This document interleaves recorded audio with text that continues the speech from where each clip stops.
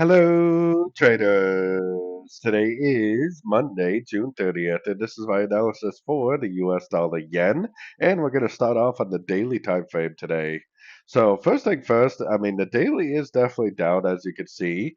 But if this really is an A, B, C, and this is really what I think is one, two, three waves up, and then this is impulsive down, then that means this is likely an A. This three waves up is likely an A, B, C of B. And we're probably likely in a wave C right now, which will likely take out the low of wave A. So these Fibonacci areas are definitely areas of support and on the way down, so we could get a bounce here. But I think that overall it is going to at least go down, take out the low of wave A before we potentially get a much bigger move to the upside. So definitely still continuing to be very bearish.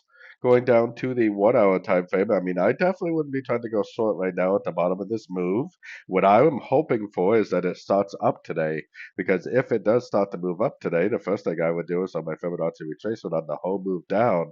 And if it does start to go up, I would be looking for a 1, 2, 3 way pullback and a Fibonacci bounce, like a nice engulfing move to the downside at a fib level to go short.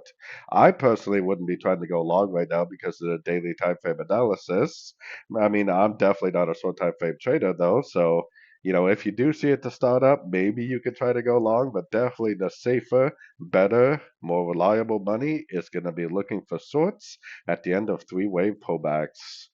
So, anyways, don't forget to check out my free Discord group, which is linked over here in the corner, and take a look at my website, fxpipcollector.com. And as always, thank you for watching and happy trading.